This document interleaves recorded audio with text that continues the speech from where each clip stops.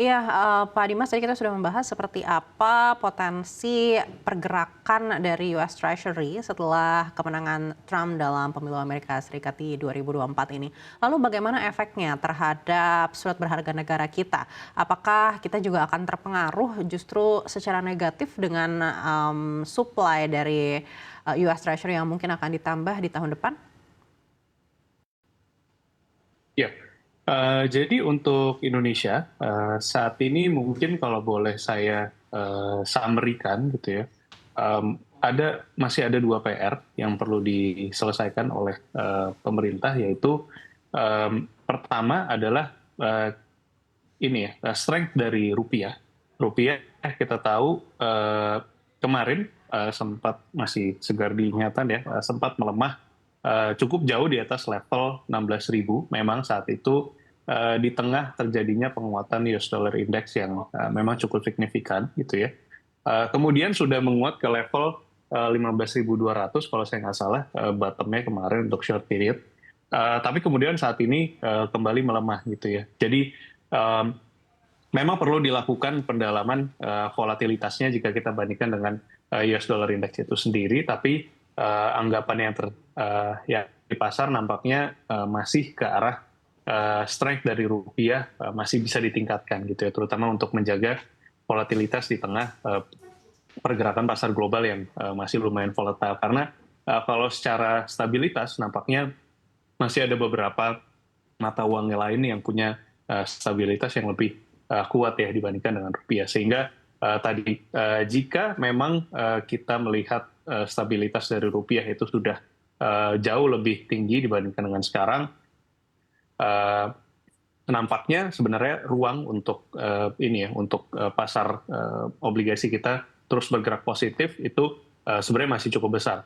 Salah satu pertimbangannya adalah dengan rendahnya level inflasi yang ada sekarang gitu ya, dan walaupun kita tahu pemerintahan Pak Prabowo ingin menargetkan growth yang sangat tinggi dan memang menurut saya memang dibutuhkan gitu ya oleh negara kita, tapi kita punya di level 4,95% pun kita masih punya level growth yang sebenarnya cukup menarik dibandingkan dengan banyak peers kita yang punya sovereign rating yang sama.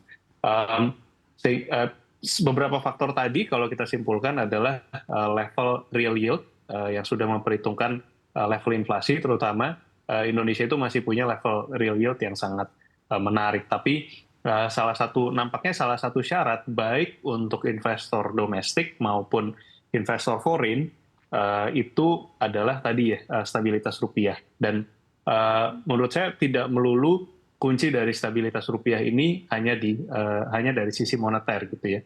Bisa juga stabilitas rupiah ini bisa ditingkatkan dari sisi fiskal. Kita tahu sampai saat ini memang yang terjadi jika kita melakukan issuance dari global bond atau sukuk itu nampaknya masih agak dipandang negatif, padahal kalau kita lihat secara peers, level hutang kita itu masih bisa dikatakan sangat rendah gitu ya. Dan jika terjadi tambahan issuance global bond atau sukuk dengan jumlah yang cukup besar, itu sebenarnya akan cukup membantu level likuiditas denominasi asing, terutama US dollar di dalam negeri gitu ya. Dan kita sudah melihat beberapa kali, saya note mungkin di kisaran bulan Juli kemarin ya, ada tambahan issuance global sukuk. Itu adalah salah satu tipping point di mana rupiah yang tadinya terus-menerus melemah itu mulai kembali menguat, dan setelah itu secara volatility sudah menurun ya secara cukup signifikan.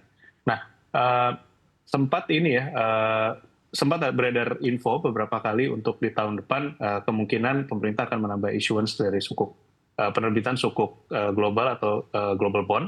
Dan jika ini benar terjadi, menurut saya yang kemungkinan akan terjadi adalah tadi ya stabilitas rupiah kita akan jauh lebih kuat. Nah, kembali ke level real yield kita yang masih sangat tinggi dibandingkan dengan banyak negara lain, saya sebenarnya masih sangat optimis untuk level yield kita, walaupun di tengah ini ya kita tahu kemarin sempat rame pemerintahan baru mirip seperti yang terjadi di US, pemerintahan baru butuh banyak funding gitu ya untuk program-programnya.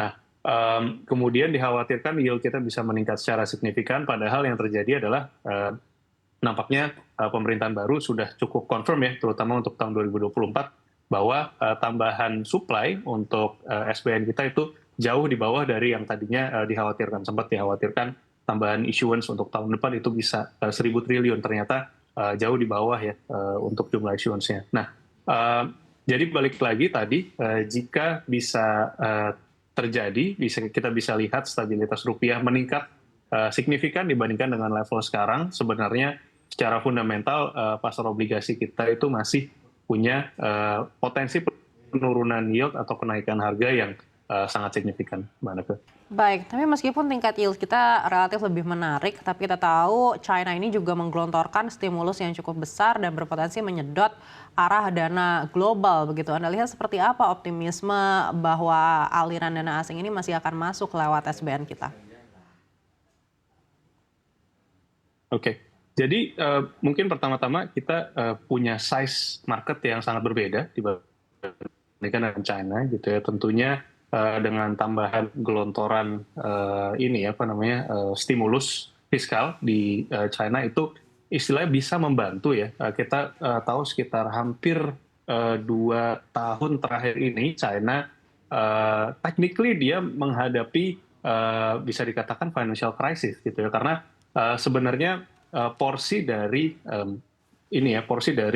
real estate investment itu untuk masyarakat China secara rata-rata itu sebenarnya sangat besar gitu ya. Ini juga ditengarai menjadi salah satu reason utama kenapa tourism China keluar dari China itu turun secara signifikan gitu ya. Nah, kemungkinan besar hal ini menurut kita masih lebih ke arah bisa men-solve atau menyelesaikan masalah tersebut, tapi belum sampai ke level istilahnya seluruh atau gampangnya China menjadi sangat menarik, seluruh negara lain itu punya level real yield yang jauh di bawah China gitu ya. Masih cukup banyak yang melihat China itu tadi ya lebih ke arah menyelesaikan masalah internal mereka, masalah domestik mereka. Memang secara umum justru kemungkinan akan membantu ya level likuiditas secara global. Jadi hopefully kita malah bisa terima dampak positifnya terutama in the medium run ya.